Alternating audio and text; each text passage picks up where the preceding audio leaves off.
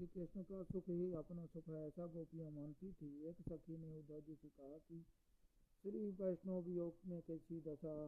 एक सखी ने उद्धव जी से कहा कि वह तो आपने देख लिया, मथुरा जाने पर श्री कृष्ण जी से कहने कि यदि आप मथुरा में सुख से रहते हो तो हमारे सुख के लिए ब्रज में आने का कष्ट ना करें। हमारा प्रेम अपने सुख के लिए नहीं है, किंतु श्री कृष्ण को ही सुखी करने के लिए है।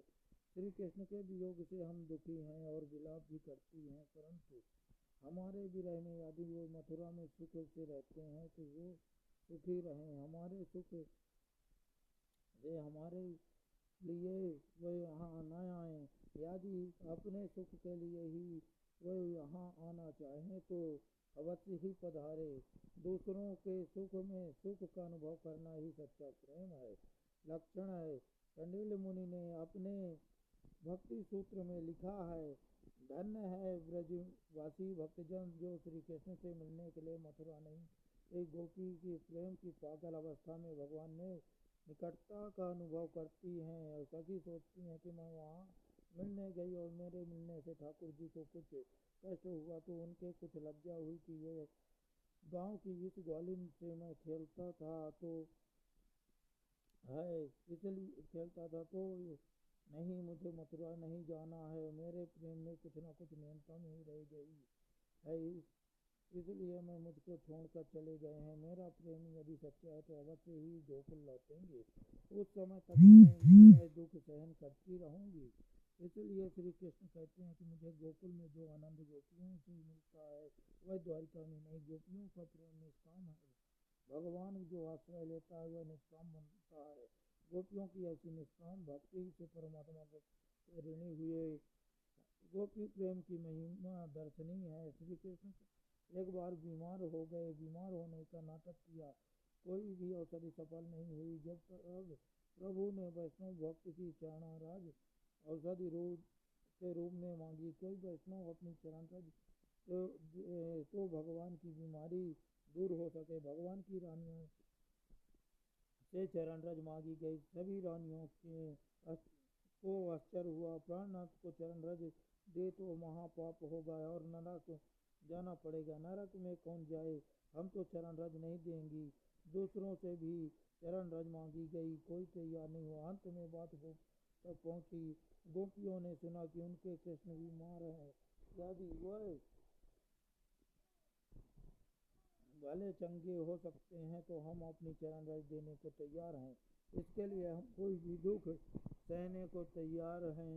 जो अपना कन्हैया सुखी भला चंगा होता हो तो हम नरक यातना भी भुगत लेंगे। उन्होंने अपनी चरणरज दी, श्री कृष्ण की बीमारी दूर हो गई, सच्चे निष्काम प्रेम की परीक्षा भी हो गई। भागवत का फल है निष्काम भक्ति। निष्काम भक्ति भगवान को प्रसन्न करती है।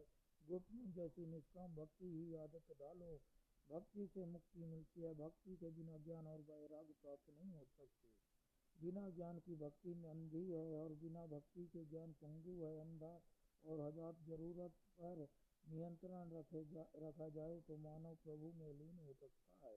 भगवान का मुख्य विषय है निष्काम भक्ति। भगवान सबके लिए, वेदांत सबके लिए नहीं है। वेदांत का अधिकार सबको नहीं दिया गया है। जिसे ब्रह्म को जानने की जिज्ञासा हो उसी के लिए वेदांत है।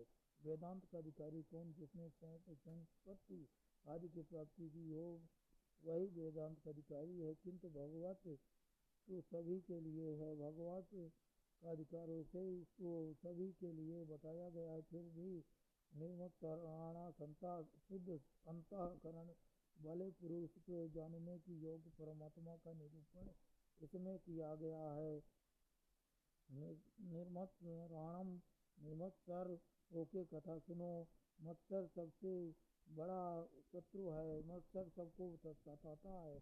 ज्ञानी और योगी दोनों को मत्सर परेशान करता है। स्वयं प्राप्त की हुई योग सिद्धि के बल से चंद्रदेव 1400 वर्ष जिए थे। उन्होंने मृत्यु को 14 बार वापस लौटाया। वो सिद्धियों में फंसे हुए थे, उन्हें प्रतिष्ठा का मोह था। उन्होंने संत ज्ञानेश्वर की कीर्ति सुनी। चंद्रदेव ज्ञानेश्वर के प्रति मत्सर करने लगे। क्या यह बालक मुझसे भी बढ़ गया। ज्ञानेश्वर की आयु 16 वर्ष की थी। चंद्रदेव की इच्छा हुई कि वह ज्ञानेश्वर को पत्र लिखे, किंतु पत्र में संबोधन क्या किया जाए।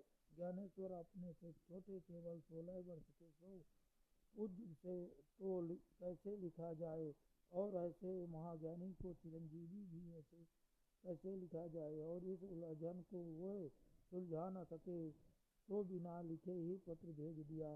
संत की भी भाषा संत जान सकते हैं, वह कोरा भी पढ़ लेते हैं। मुक्ताबाई के पत्र का उत्तर दिया। 1400 साल की तेरी आयु हुई, फिर भी तू तो कोरा ही रह गया। चंद्रदेव ने सोचा कि ऐसे ज्ञानी पुरुष से मिलना ही चाहिए।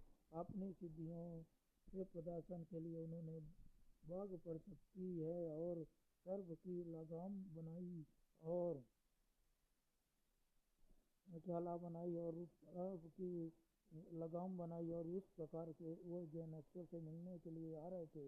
इस ओर ज्ञानेश्वर से किसी ने कहा कि चंद्रदेव बाघ पर सवारी करके आपसे मिलने आ रहे हैं। ज्ञानेश्वर ने सोचा कि इस बूढ़े को अपनी सिद्धियों का अभिमान हो गया।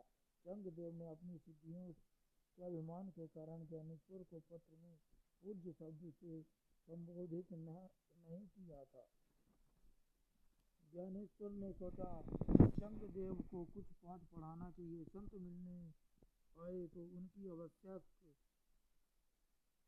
भगत करनी ही चाहिए। उस समय ज्ञानदेव चौक पर बैठे हुए थे। उन्होंने चौके से चलने की आज्ञा दी। पत्थर का चौका चल दिया। चौकों को चलता हुआ देखकर चंद्रदेव का विमान नष्ट हो गया। चंद्रदेव ने महसूस किया कि मैंने हिंसक पशुओं को ही बस में किया, जबकि ज्ञानेश्वर के पास तो ऐसी शक्ति है जो पदार्थ को भी चेतन बना देती है। दोनों का मिलन हुआ। चंद्रदेव ज्ञानेश्वर के शिष्य बन गए। यह दृष्टांत सिखाता है कि हठ योग से मन को नियंत्रित करने की अपेक्षा प्रेम से मन को वश में करना उत्तम है। चंद्रदेव हठ योगी थे। हठत बलात्कार से उन्होंने मन को वश में किया। श्री राम जय राम, श्री राधे राधे राधे, वाली राधे नाम राधे। बालाजी सरकार आप सब पर कृपा बनाए रखें। श्री राम जय राम, जय राम, श्री राम जय राम, जय राम, श्री राम जय राम, जय राम।